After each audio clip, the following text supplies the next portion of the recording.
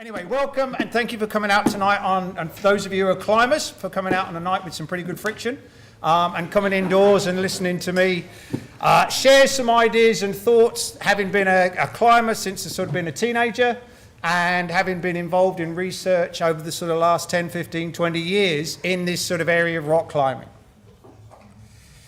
So that's the first slide. It's terrible, isn't it?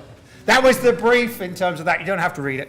But that was just the background, and you can test me on it at the end to see if I've missed anything out that I said I'd speak about. So rock climbing is a fantastic sport.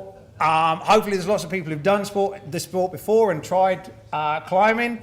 But this last couple of years, it's been really exciting for the sport in terms of it now becoming an Olympic sport. So in 2020, climbing will become a part of the Olympic family. So that's a fantastic development, and for somebody who's been involved in research in the sport for a number of years, it's really lovely to see that development with the sport as well.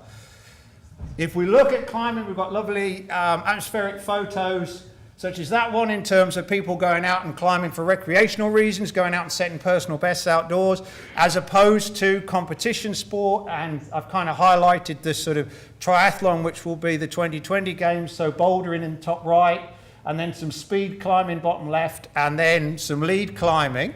So lots of different varieties of climbing, and now climbers are going to be able to compete and perform at Olympic Games.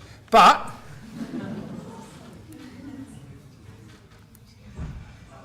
we can start climbing at a very young age. The thing that I'm going to talk about tonight is about an Opal Mindset, and if we look at this climber demonstrating that absolutely fantastically, there's also some wonderful things in terms of a young climber, in terms of their ability to search and problem solve on the route.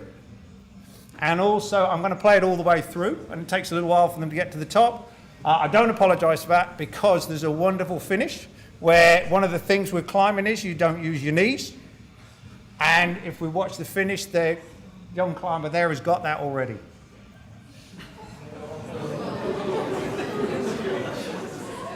No fear.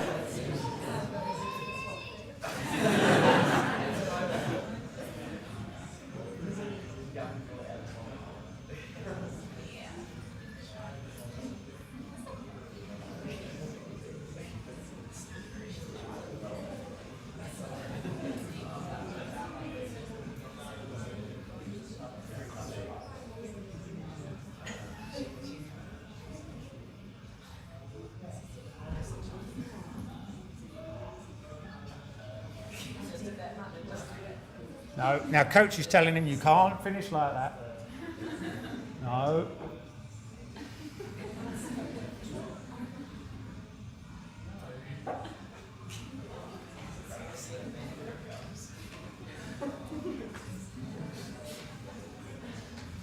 No.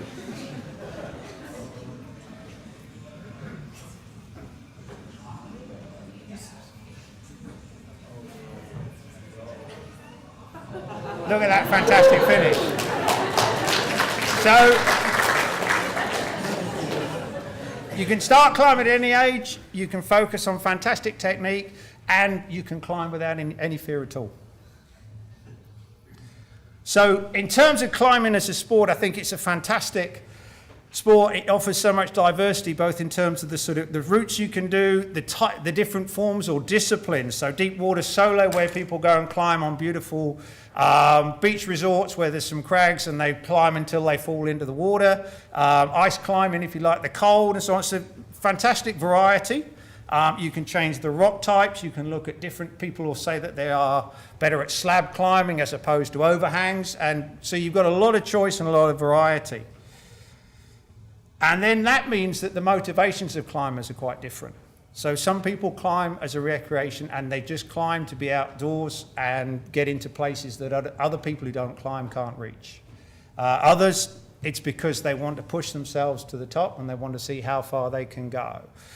Other people want to compete, and the competition circuit in terms of worldwide is getting bigger and bigger all the time.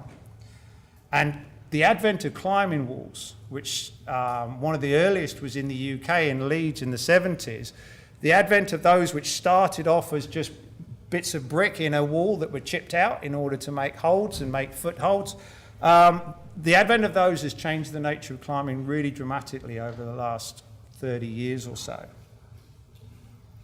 But there is a commonality, and this is something that I've seen both as a climber and also in terms of research. So climbers are really interested in their performance, and they often seem to be interested in improving their performance. And that fits really well in terms of doing research in this area. And it might be around pushing their grades, it might be about reducing fatigue so they've got more energy through a session, it might be about environmental aspects they're looking at and so on. So in terms of, how do you cope in the cold? How do you climb as a mountaineer and so on? The other thing that's come out, and I think will come out as I go through some of the research, is around the concept of how open and frank climbers are to talk about their sport and to talk about some of those personal challenges. Just as a background for those people who don't climb regularly that are here, there's just a couple of videos that I'll show you.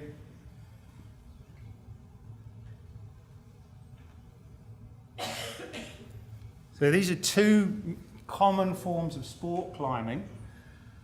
So top roping, where you're protected with an anchor at the top of the climb, and then lead climbing where you clip anchors on the way as you ascend. And a lot of the research we've done in terms of manipulating the difficulty of the climb or manipulating the situation in climbing, we've used those two conditions in order to test climbers out and have a look at what happens when we change those conditions.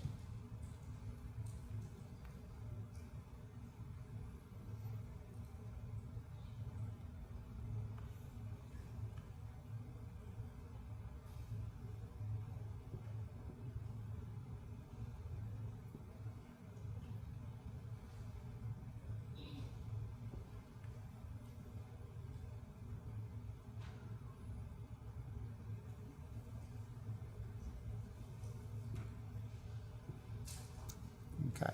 So when we look at the progression of the sport, I've mentioned already that it's become an Olympic sport now, but we can also see, this is just a slide showing from sort of 1950, 1960, looking at the progression in terms of how hard climbers are climbing. So we have a group of climbers that want to competition climb, but we have a whole group of climbers that often quite different in terms of approaches that want to push the grades outdoors. And when we look at that improvement, we could see that and see in terms of looking at 100-meter times. And we see that same sort of, there's quite a rapid progression and changes in protection and so on will have helped some of those changes. And we now start to see a little bit of a plateau, but still the grades are moving forwards in terms of people pushing the boundaries and climbing harder and bolder than they have done in the past. If we look at the research in terms of over around that kind of sort of frame, we can see a growing interest. And we can also see a growing breadth in terms of the types of studies that are published. And we'll look at a couple of those, we'll look at one of those now and just in terms of highlighting one of the early studies. So one of the earliest one was published in the British Journal of Sports Medicine back in 1978 and was conducted by Williams et al. And they gave oxyprenolol, which is a beta blocker, to a group of climbers and then looked to see what happened. They set this up at Bowls, which is a sandstone crag just in the south, just south of London. For anybody, some people might, has anybody climbed there? Okay, so they know Bowls. It's fantastically worn now because of the traffic, because obviously close to London, lots of people climbing there. And what they saw when you give a beta blocker, sure enough, there's a drop in heart rate as a response to that.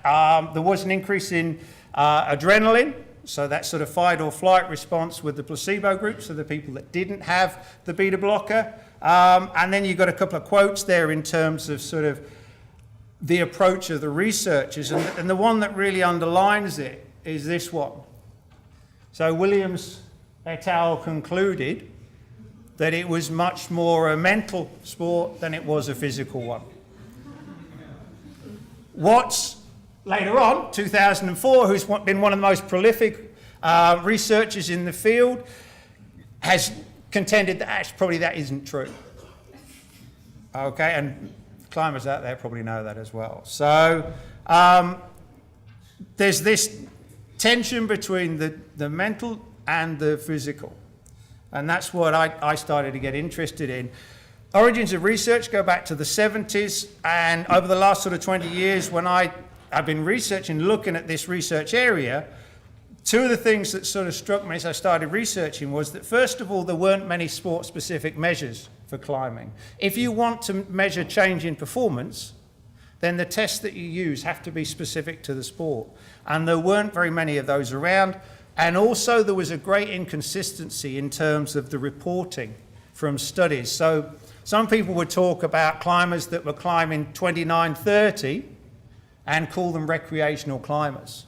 In another study, there would be elite climbers. And so there's great variation.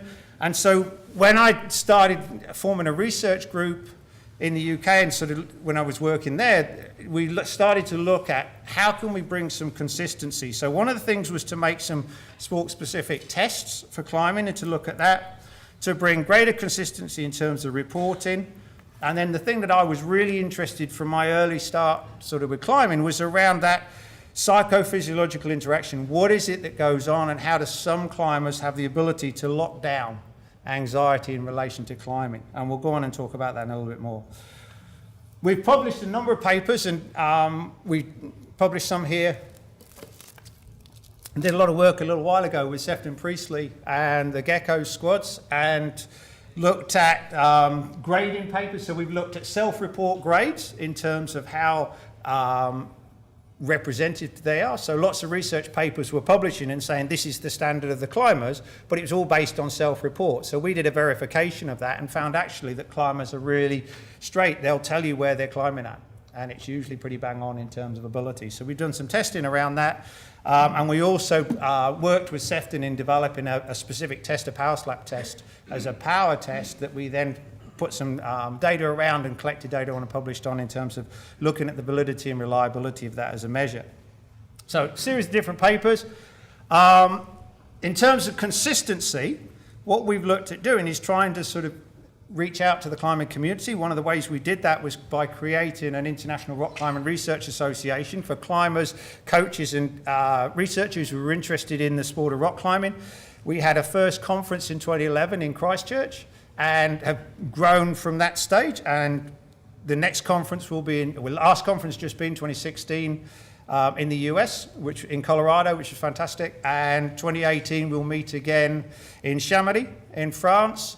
And one of the things that'll be really nice, I think, in terms of a research approach is feedback from the last conference was it would be really good if the coaches and climbers told the researchers the questions that they want to answer. So at that conference, we will get together as a group and we'll look at where do we need to go in terms of research.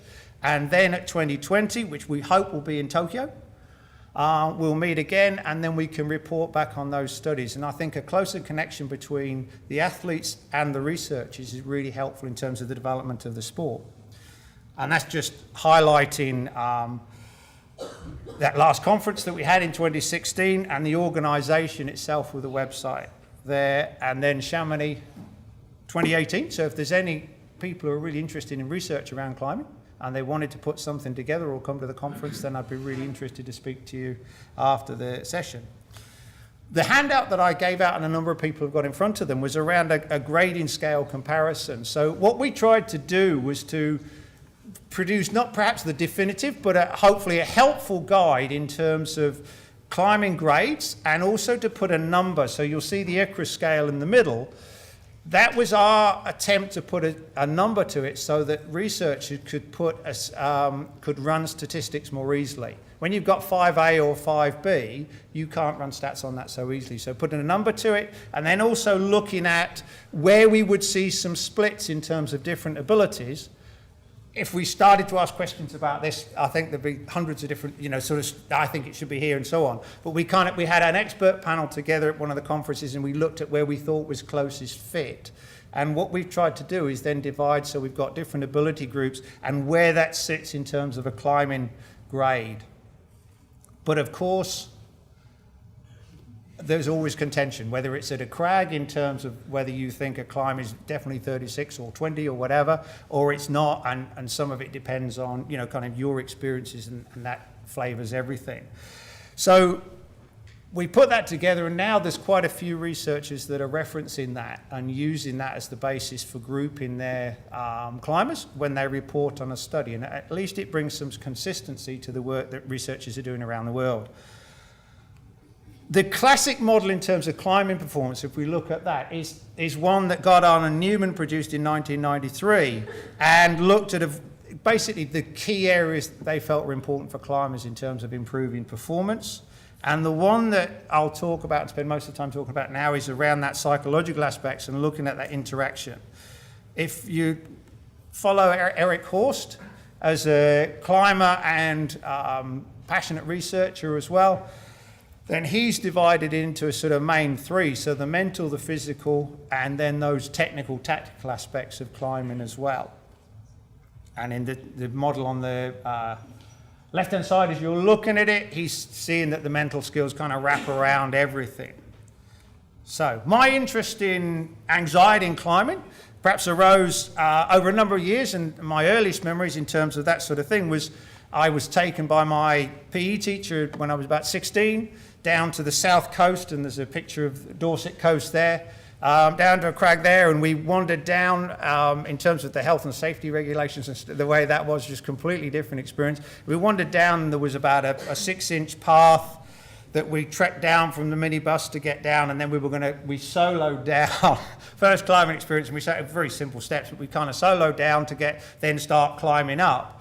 But as we were walking along, I'm told by my Australian friends that an adder's a very small, friendly snake, but at the time when I was 16, I saw an adder, and we were on top of the crag, and I was caught with this, oh my God, do I jump off, or what do I do, because you've got a snake there, and they're dangerous, and I'm on the edge of a cliff. And so that kind of, that whole being gripped by things was really fascinating. Another experience in terms of that sort of thing, my wife and I climbed up at a crag in Traumatic, and in terms of how gripped you can get on a climb, we were on a route, we'd gone up to a first pitch, and my wife was belaying me as I led up the second pitch, and she looked across, and there was a pair of climbers on the right hand, on the next route up, and the lead climber had got to the stance where he was going to set himself up, but he'd got so gripped by the whole experience that he had to do a number two. It had just got him completely. So anybody who climbs has probably felt a little bit like that. But on halfway up a crag, unless you're big wall climbing, is quite something exceptional. But for Chris North, who's my friend, who's an environmental studies guru, he was really good on the leave no trace.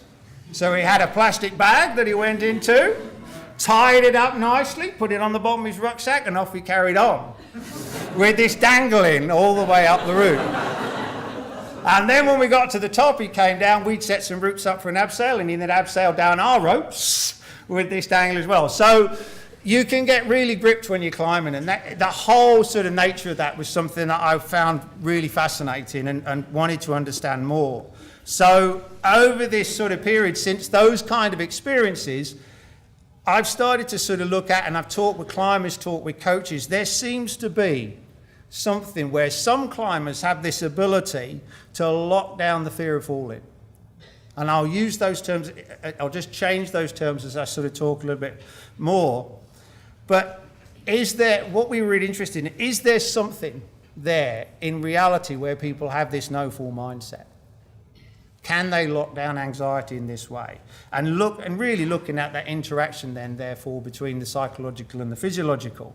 If we go back just a stage in terms of a little bit theory with this, so Hans Selye, one of the key researchers in terms of stress, the definition he talks about is that, but stress is something that can upset the balance in your body, homeostasis. And fear of falling, and anxiety, unpleasant feelings, both of those can challenge homeostasis, can upset you in terms of balance, and they can change your physiology. There are lots of different sources of stress. So if you're ill, that's a stress, and it can cause a change in your physiology. Environmental aspects such as pollution and so on. And the bit that I was really interested in is that psychophysiological, so adventure sports. The dual stress of exercising in somewhere that is mentally stressful as well. And if we look at stress, we see this sort of pattern or cycle, so that there's a threat to homeostasis, some sort of stress. That causes an alteration in how you're functioning, and then the body tries to get itself back into balance and back into homeostasis.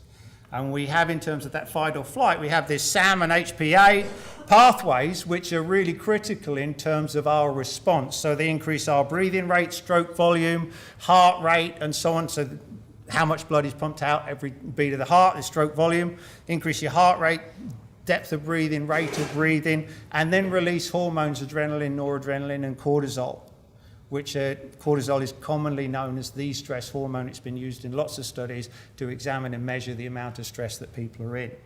And in terms of where they come from, so adrenaline, noradrenaline, and cortisol are from the adrenal glands, which sit just atop of the kidneys.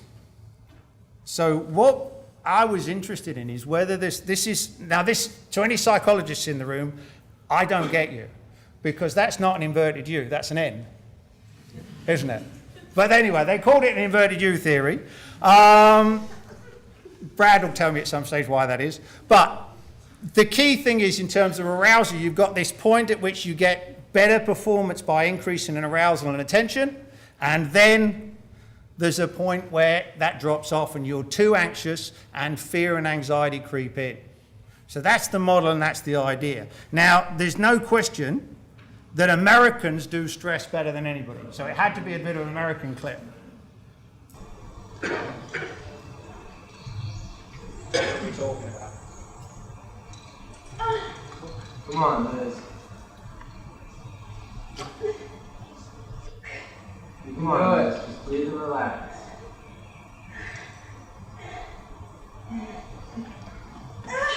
I got you, Liz. Come on. Come on, Liz. You can do it. I can't do it, Raj. I got you. Come on. Just get a clip. Come on, Liz. Come on. Whipper! See, they do it quite well, don't they? Okay, so then you see that's a typical group of climbers you might see out on weekends. Then you get this. So this is Dan Osmond on a climb in the US. This is locking down anxiety.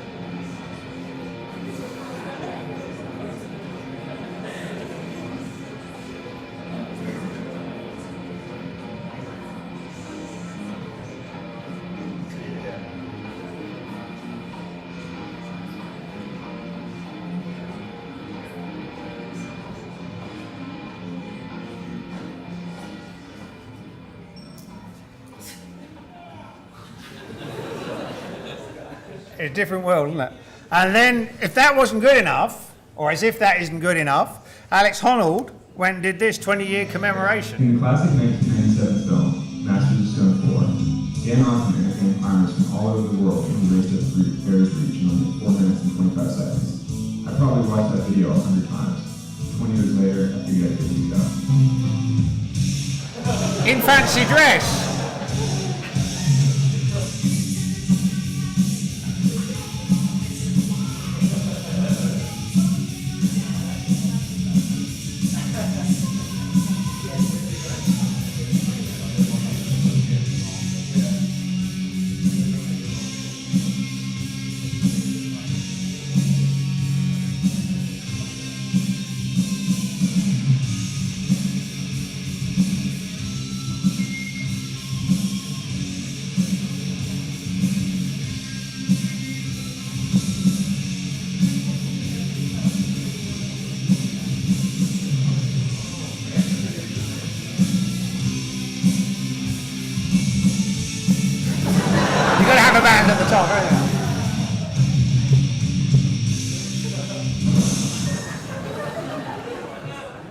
So that's progress, isn't it?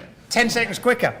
And I think that this is really nice in terms of that mental gift and the bit that I was really interested in terms of in looking at as a research area. And so we started to get a research team together and we looked at, can we get evidence of this no-fall mindset? And is there a difference between different abilities of climber to lock down this anxiety or fear? Lots of potential with climbing to sort of investigate that so we can change the route knowledge, whether somebody does a red point or an on-site, so climbs a route with no knowledge of it or climbs it having climbed it before. We can change the safety protocol. We saw that lead and top rope, and we can also change the difficulty of the routes and variety levels of climbers we can look at to sort of see what we can do. And and then the measures that we can look at are a huge variety, or there was quite a variety in terms of physiological and also psychological measures. So the competitive state anxiety inventory basically gives you an assessment with a number of questions. It gives you an assessment of somebody's cognitive anxiety in terms of the sort of mental load, and then also the somatic, how their body's feeling and how nervous they feel, so the sort of snakes in the tummy or whatever, and then as opposed to how confident they feel on a climb. And then the profile of mood state was really about what mood people were coming in, so we could compare one time with another, testing on different days to make sure people were in the same mood state and there wasn't something different there. So a variety of different climb measures we could use. And when we started, our first paper we published in 2008, it looked quite promising. So we had 10 male intermediate climbers that we looked at, and you can see the sort of basic characteristics of those climbers. And when we looked at the results, what we saw was when people climbed, this was a study where we looked at an on-site climb, where they'd climbed a climb they'd never climbed before. Oh, I should go back. I've got to show you that picture. That has got to be, it's an outdoor climbing wall, but using, man-made, person-made climbing wall. And what's fantastic about it is the climbers that are inset within the wall. It was a really atmospheric, for an artificial climbing wall, it's a really atmospheric place to climb. Anyway, on-site climbing versus lead climbing. And what we saw, so a subsequent lead, so they'd led it once on-site with no information, and then they followed it up leading it again. And when we saw the results of that, there was a decrease in climb time. So people with a bit of familiarity, they'd increase the speed at which they could climb, and we saw some decreases in heart rate, and we saw some changes mentally in terms of anxiety. When they knew more about the climb, there was a decrease in the anxiety. We followed that up with another study where we changed the safety protocol. So instead of looking at an on-site versus a lead and both lead climbing, we looked at a condition between somebody leading a climb, leading on a top rope. So that was a teaching technique that we used to use in the outdoor ed program I worked at, where you trail a lead rope up, but you're on a top rope for safety and you're clipping as you go. So you're learning to lead, and we just use that as an intermediate condition as opposed to top roping. And when we looked at those results, we did see some changes in terms of somatic anxiety and cognitive anxiety and so on. And we saw this, I think now, spurious relationship, so a cubic relationship. When you look at the number of people in the study and you look at those kind of outliers on the sort of far side, whether there's a cubic relationship, we published some data later which showed that it was probably more linear, but we did see changes. There was a relationship in terms of anxiety and cortisol, and the way that if you were leading, that was more stressful than if you were top roping. Our research team have then published a number of papers. So most of those are by our research group, apart from the first one and the Hardy and Hutchinson. And we looked at different abilities of climber. And we looked across, and there may be people in here that were part of Tabitha Dixon and Simon Fry's studies when they were doing their PhDs here as well. And when we looked at that, one of the things I think is important to highlight is the small numbers in terms of some of those studies, in terms of the number of participants. And when we look at the results, this is kind of showing differences. So it's showing, if it's positive as a result, it's showing that that factor was higher in the lead climb. But what you see with this in terms of somatic anxiety, so that body anxiety, is that it's a pretty mixed bag. So when you compare a top rope with a lead climb, there's not a lot there. Some studies find something, some don't. Similarly with cognitive anxiety. very similar results. So depending on which study you do, you get a result one way or another. Then we looked at self-confidence, and that's saying perhaps there's something a little bit more there, but not sort of really compelling in terms of directional. And then in terms of the studies, perhaps something in terms of cortisol concentrations, there was more directional there in terms of in a lead climb situation. But because of the biological variation that we get with cortisol concentrations, actually very little significance in any of the studies in terms of changes from one condition to another. Again, something, pre-climb heart rates. So we have a thing called an anticipatory heart rate rise. So we can be sitting at the bottom of a climb and our heart rate can be elevated just because of the anticipation of that climb itself. We do a number of practicals with students in courses here, and I did one in the UK where we did a ladder wire climbing, which we'll come back to in a little bit. When they're at rest, their heart rates are down around 60, 70 beats per minute. When they put the harness on to go and do the wire ladder climb, their heart rate's up to about 90. When they're stood at the bottom of the wire ladder ready to climb, these are non-climbers, heart rate at 140, and they haven't done anything. So quite stark in terms of changes. So the problem that we found, early studies, the 2008, 2009 looked quite promising, but we also then realized as these other studies were published, actually there's a problem. We're not finding what we want to find. So we're not, and I don't mean we were trying to search through to find what we weren't successful in terms of the research approach in trying to identify where that no-fall mindset was. There were too much noise with some of our markers, meaning that they weren't sensitive enough to changes. And one of the things, you can't compare one group, so an elite climber to an intermediate climber, because the responses tend to be the same to a psychological questionnaire because they haven't done it before. So a repeated measures design, so where we test the same people more than once, would be something that would be more successful. So when I took like all Kiwis, and I adopted the faith about 5 years ago, I took an OE over to the UK, and 2014, I spent 2 years there, so the parents could know their grandchildren, our children could know their grandparents and stuff, that thing. But it was a fantastic research opportunity because we lived in the Peak District. We were about 11 miles from Sheffield, which is a mecca for climbing. Fantastic crags there, but lots and lots of climbers. So it meant that we could then test lots of climbers. So we set up a series of studies in order to do that. We also started going back a stage. The university I was teaching at had a massive dome roof, so that you could be 20 meters above the floor just inside this dome. And so we set up a first study where we went back to basics, said, look, can we find a way to get people who don't climb compared to climbers? Because that's the first thing. As soon as you start climbing, you've got to have some climbing experience, and it changes the study. So we took a group of students and a group of climbers, and we took them to our ladder wire. So you've got caving ladders, which are these little narrow metal wires. We strung 2 10-meter lengths of that together, hung it from the dome roof, and then sent people up there, and we measured anxiety and so on. And we had a control group, active people, so sports students interested in sport, doing lots of sport but not climbing, and not habituated to working at height.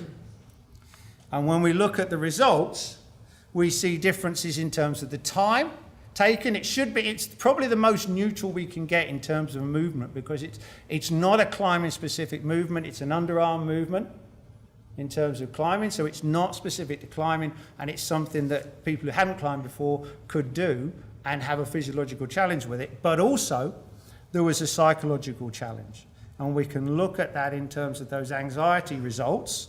So we saw for the first time really some differences between people who work at height or athletes that are used to working at height as opposed to controls that don't work at height. And we saw some significance in terms of cortisol, which really emphasized that there was something going on. And we then come to this sort of first term that I want to use and sort of differentiate. When we used a climbing neutral task, we identified a difference between climbers and non-climbers in terms of, and I'm going to refer to it as a fear of height. And that climbers had a blunted response because they were habituated to operating, used to operating at height. So there was a difference there. We then added a number of different measures. Once we'd got that study completed, we then looked at other measures that we could use to see if they would be more sensitive to changes and be helpful in terms of understanding what was going on when climbers were climbing. And I'll talk through a couple of those. A lot of them are kind of psychological questionnaires, and I'm happy to chat to people about those afterwards. But geometric entropy was one that came through the climbing community, and it's a measure of how you climb. And you use MATLAB to analyze the data, you video analyze it, and then we looked at changes in terms of where the center of mass moves during a climb. And what researchers have found previously was that there's a decrease in geometric entropy, so nicer climbing when somebody has learned the climb and with higher abilities, and also there's an increase in it, so meaning more not climbing as nicely when somebody's in an anxious situation. We also got an expert group of climbers together to look at a performance assessment tool. And we analysed and looked at, based on that definition of skilled climbing, we came up with 5 key criteria upon which to assess, and then went through a really lengthy validation and reliability testing with this measure to see that it performed, and it performed really well. We also increased numbers. With the availability of climbers in the UK, it meant that we could start with bigger numbers in terms of relative to previous studies. So this first study, we looked at the safety rope protocol, and we saw a reduction in climbing performance. When we ran them up, they did a lead climb, a top rope climb, and a lead climb on a run out. So they clipped the first 3, and then they missed the 4th clip and then went straight to the top. So we changed the conditions in that way. And we also then had a repeated measures design. So the same people did all 3 conditions. And that, in terms of some of the early work we did, was a really useful way to try and really find out what was going on. And we saw changes in performance, and we saw significant increases in the lead climb and the lead run out, cognitive and somatic anxiety in those conditions compared to top rope, and decreases in self-confidence. So there's starting to be something there in terms of understanding what was going on, and that repeated measures design was really helpful. We then went on to a much bigger study and looked at route difficulty. And this one we set, so we've got 3 groups of climbers, and they climbed a 20 climb. But you had people that their self-report climbing ability was around 19, so they were climbing above their lead limit. Then the second group was climbers that were at 20-21, so they were climbing at their lead limit. And then the third one was people who were climbing 22, quite tight on the boundaries, but the availability of climbers in Sheffield made it possible. And those that were climbing 22 were climbing below their leading limit. Variety of measures were used.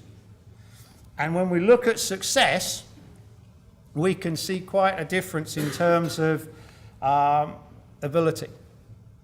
So when people are climbing below their best, then their performance is much better. We can see differences in climb time and success on the route changing, obviously, with the people who are climbing above their grade, less success compared to the below route.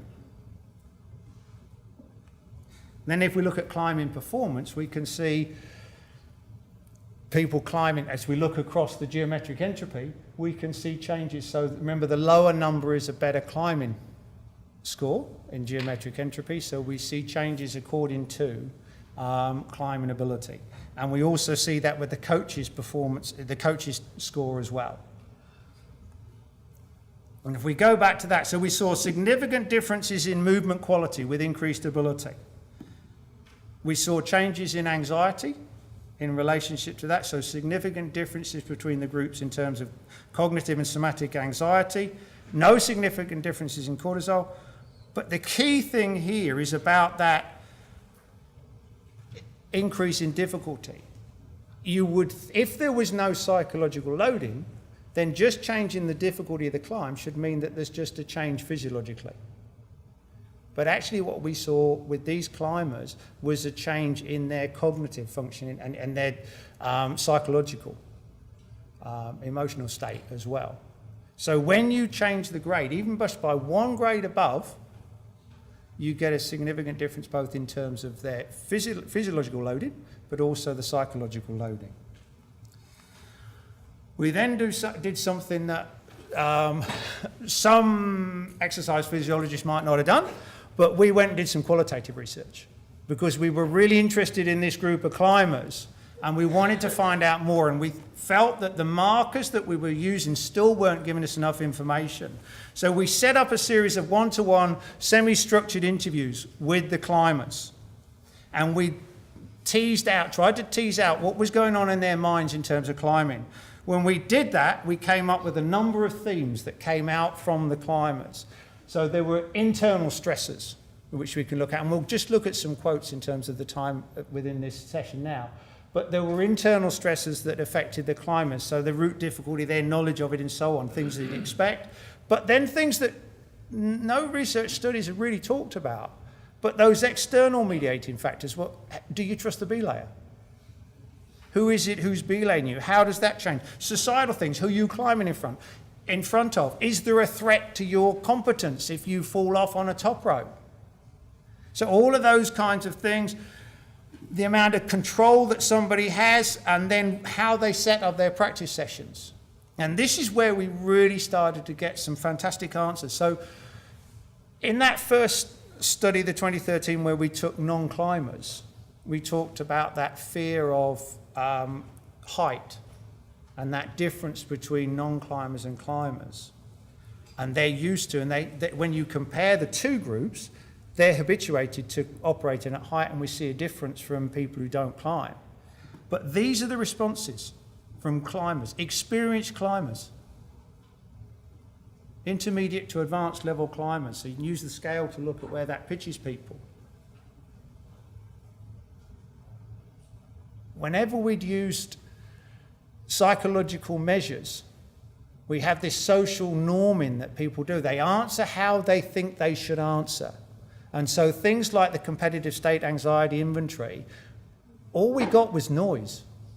Because people put, oh, I'll put 17 for how anxious I am. And you talk to a group of intermediate climbers, and that's what they put. And then you go to a group of elite climbers, and they'll put 17 down as well. And there's no differentiation with that. But suddenly when you talk to climbers, experienced climbers, you get these kind of answers.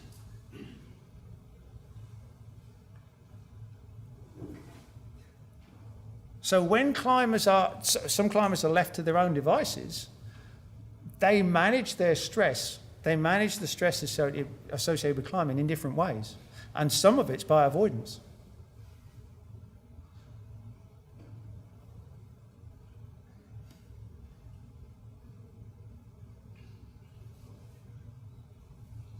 Really interesting with people who come from a trad climbing background, where the emphasis is on not falling, and then taking them indoors, and they bring that same mindset there. And I've been interested in this no-fall mindset. It's not there. But we had a group of intermediate and advanced climbers, and the key bit is this last group here. This we heard quite a few times in the research. So that when we came to more advanced level climbers, they started to say about, I wanted to make one more move. And that was different than the responses from the intermediate climbers.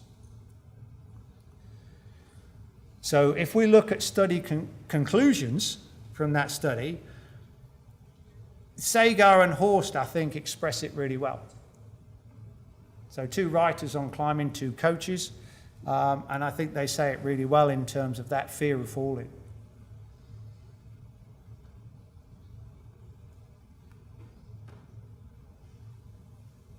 So I wondered, and we've got to do some follow-up research on that, whether we've got to something in this grade between intermediate and advanced level climbers, whether there is something in terms of a transition in terms of fear of falling.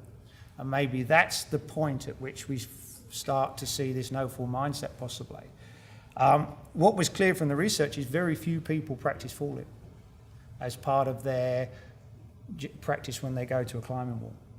But I think in terms of that honesty thing, incredibly open and honest answers to a set of questions, really personal, deep things that people spoke about really honestly, and expressed their fears even when they're talking about performing in their sport. So we then set up, this is sort of final study we'll talk about, in terms of this sort of context, we then set up a fall intervention study. So we wanted to see, well, look, if we know that people don't practice falling as much, but we know that it can help. So there's Arno Ilgner, who we met at the conference in Colorado, runs a company called Warriors Way, and he spends a lot of his time going around the US doing fall training with people. And the difference it makes with their climbing, he feels anecdotally, is quite substantial. And one of the things we've been looking at is trying to do some research around that together. But we wanted to look at and see, well, if we practice falling, how does that change things? So we looked at a difference. We set up a control group and then a red point practice group so that they just climbs regularly in that test situation to see if that reduced anxiety, and then a group that practiced falling, clip drop falls. So if we look at this, what we see in terms of the design of the study, there was an initial on-site climb, and we got results for that. Then they had a red point of the same climb, and that was followed by a final novel on-site climb again. We had an intervention period where they practiced falling and they practiced routes, and then a follow-up intervention period the next day over a very short time, 24 to 48 hours. But we're looking at minimal dose in terms of can you make a difference. If we look at that fall intervention study, we can see that there's some differences in terms of that red point performance. So compared to the control group, both the practice and the clip drop group, we see a change in terms of success on the route, and a little bit when they went on to the novel route as a follow-up as well. So something there in terms of success. And then if we look at the climb time, and we look and compare that initial, so I've flipped the graph around because there's a lot of numbers there, so apologies. So you've got the group on this left-hand side now, so the group there, the condition they were in, and then the climb that they were completing. So the red point was the repeat of the original route, and we see changes in terms of climb time, climbing more quickly, and we also see some changes in terms of heart rate in that follow-up. Still a lead climb, but we see changes there. And then in terms of geometric entropy, we see lower numbers in that red point stage, so we see an improvement in performance when people are following up that climb.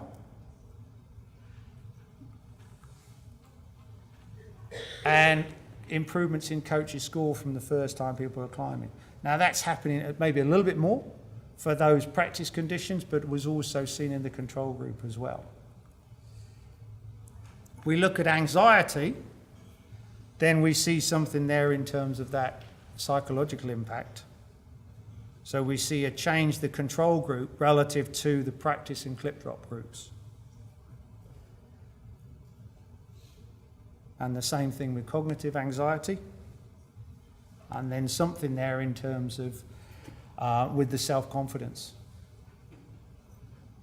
So we see positive changes there across for those climbers that are practicing and falling or practicing the route in terms of red point. So there were differences in success with those interventions, differences in performance and anxiety as well. But it was a limited size of study, and it was also limited in terms of the length of intervention. And it's also a newer research area. So the only paper we could find that's published in that area was 7 climbers. But it's something that I think deserves and merits further research, because I think there may be something there.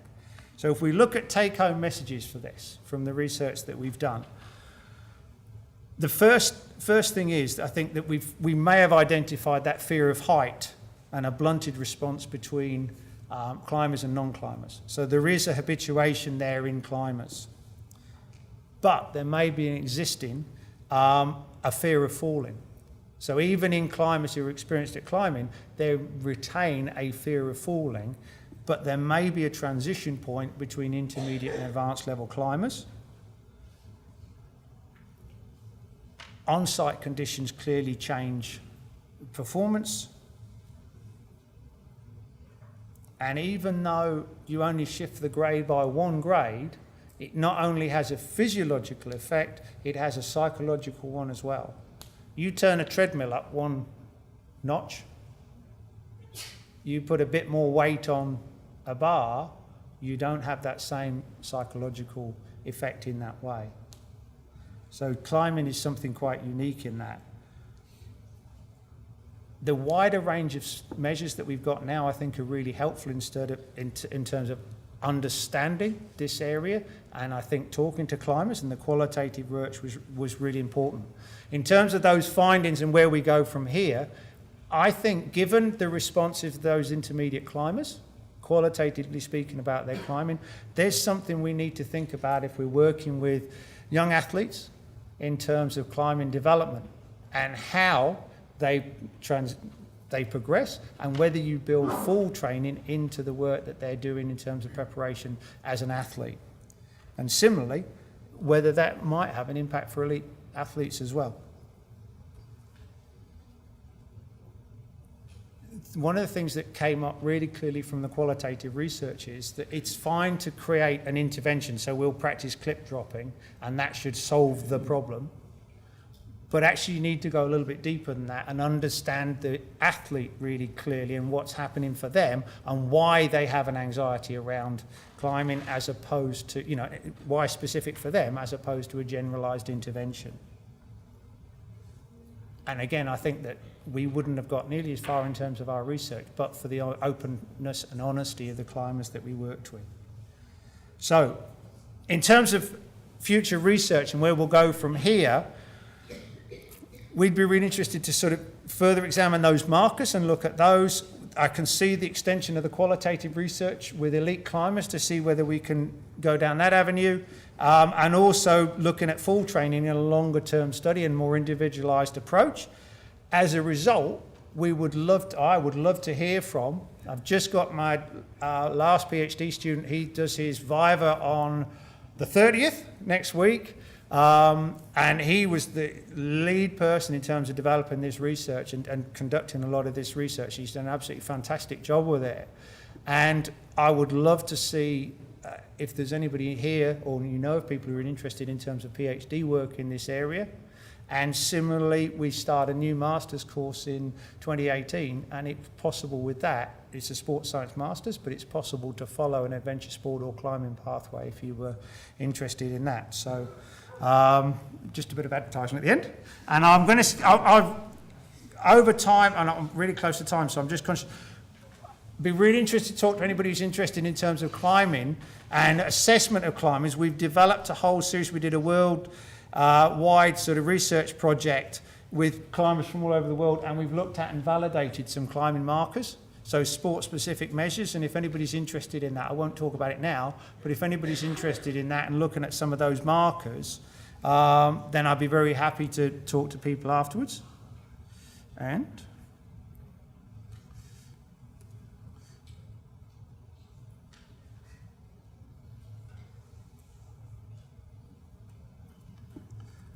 or I'll do it this way. There's a few more slides you can see. Oh, I've gone too far. There we go. Okay, and I'll finish there. Thank you very much for your time.